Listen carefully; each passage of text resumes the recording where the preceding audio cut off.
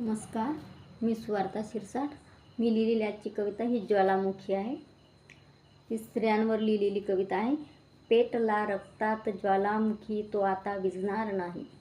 पेटला रक्तात ज्वालामुखी, तो आता विझणार नाही.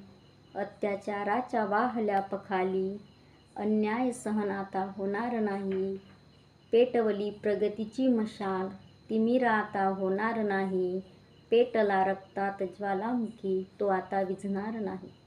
गेला स्त्रीचा पती म्हणून आता तिचे केशमुंडन होणार नाही. आजची सीता पतीच्या चितेवर सती जाणार नाही. हे कृष्णा, इथे द्रौपदीचं आता चिरहरण होणार नाही. हे कृष्णा, इथे द्रौपदीचं आता चिरहरण होणार नाही. पतीसाठी अंधत्व पत्करणारी गांधारी आता येथे निर्माण होणार नाही. पेटला रक्तात ज्वालामुखी, तो आता विझणार नाही. पूर्वीच्या काळी पती गेल्यानंतर चितेवर सती जायचं होतं, ते आता होऊ शकणार नाही. कारण की आजची स्त्री ही सक्षम झालेली आहे. म्हणून मी म्हटलं आहे की आजची सीता पतीच्या चितेवर सती जाणार नाही.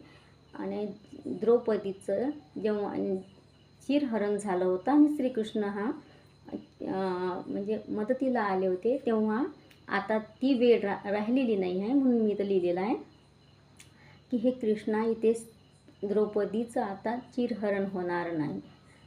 आणि गांधारी हे पती अंध होता म्हणून आजन्म तिनं स्वतः अंधत्व पत्करलं. पण आजची स्त्री ही पती जर अंध असला तर त्याला डोळस होऊन ती संसारात हातभार लावणार आहे. म्हणून मी इथं लिहिलेलं आहे की आजची ही जी स्त्री आहे ही पतीसाठी अंधत्व पत्करणार नाही. ज्ञानरूपी परिसाचे झाले सोने, लोह आता होणार नाही. येथे डाचवला स्त्रीचा स्वाभिमान, तो आता डाचू देणार नाही. आणि त्या मनुस्मृतीची आठवण आता स्त्रीला होणार नाही. पेटला रक्तात ज्वालामुखी, तो आता विझणार नाही. भाग्य उदय झाला स्त्री जन्माने, स्त्रीला आता हीन समजले जाणार नाही. कवेत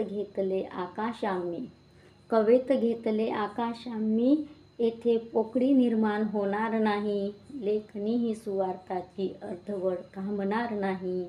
पेटला रक्तात ज्वालामुखी, तो आता विझणार नाही. पेटला रक्तात ज्वालामुखी, तो आता विझणार नाही. धन्यवाद.